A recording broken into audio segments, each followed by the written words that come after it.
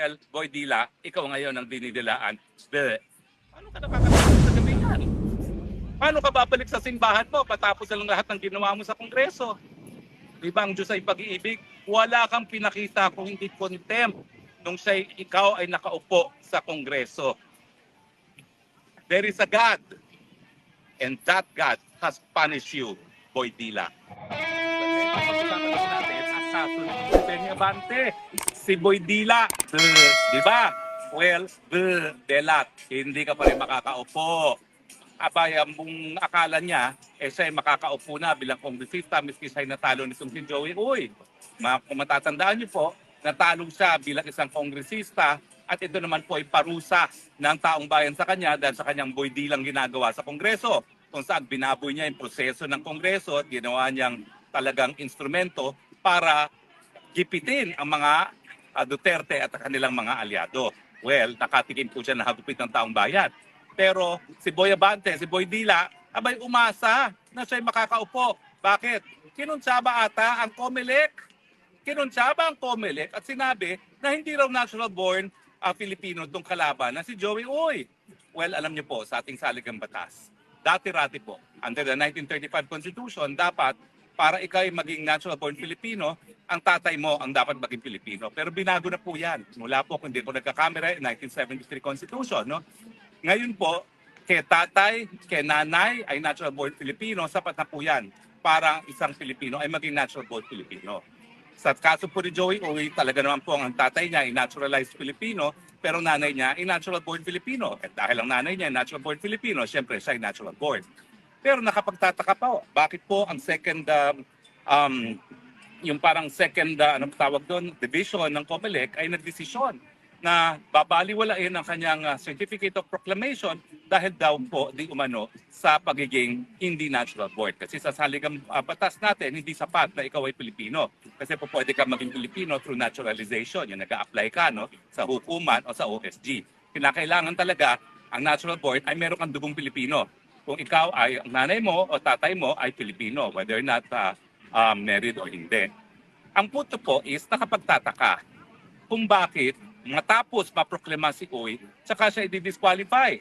Now, syempre, hindi maaalis sa isipan ng tao na luto ito. Bakit? Kasi nga, napakatinding aliado na administrasyon itong si Boy Dila.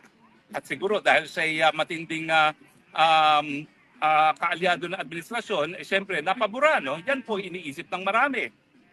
Ako po, hindi ko maintindihan.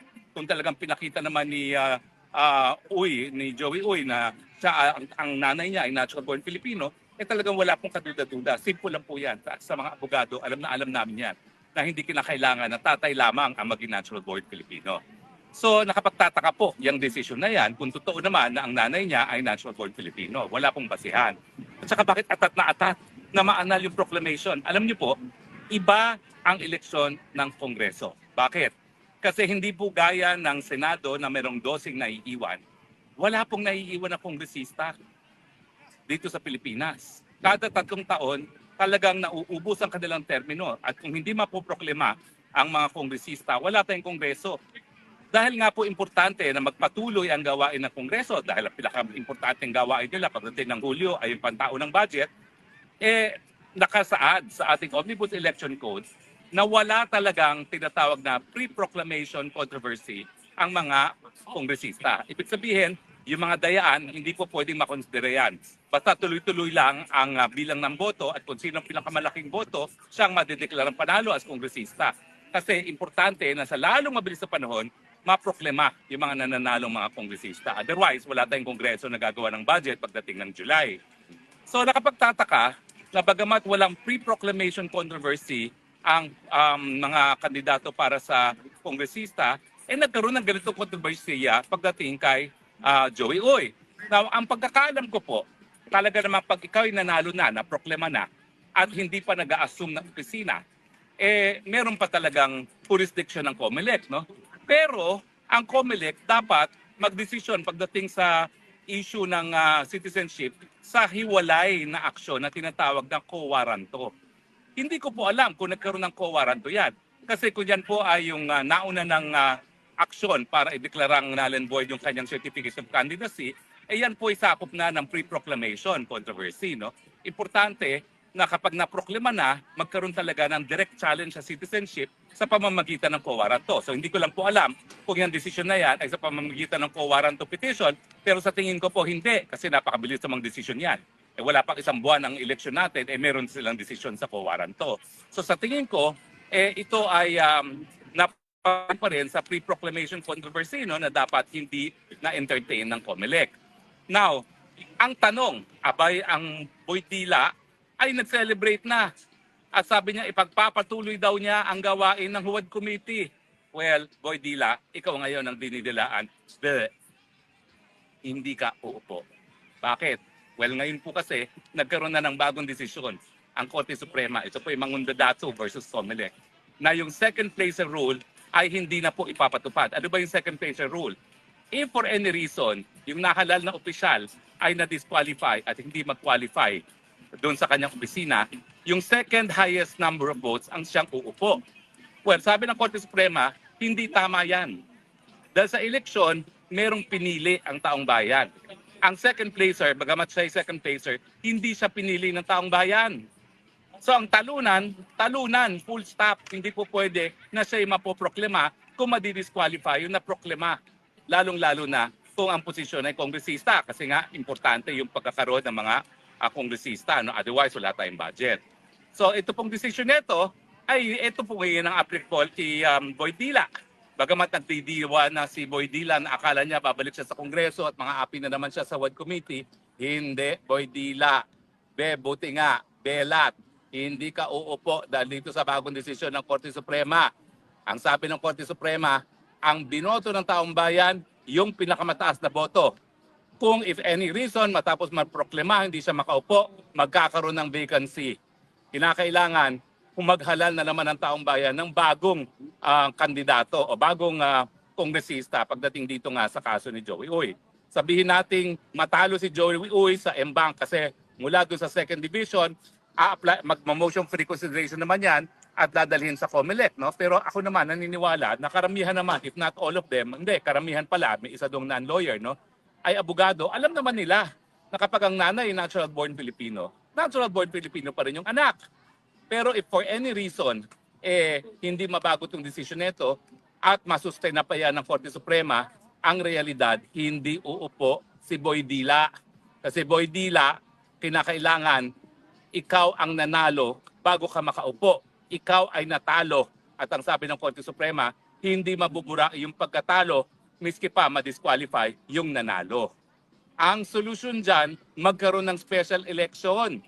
Pero ang number 2, hindi uupo. Alam niyo po, kahit saan yung tignang anggulo, meron pa rin katarungan. Si Boydila na ginamit ang ating Kongreso bilang isang institusyon para instrumento ng pagigipit sa mga taong gaya ko.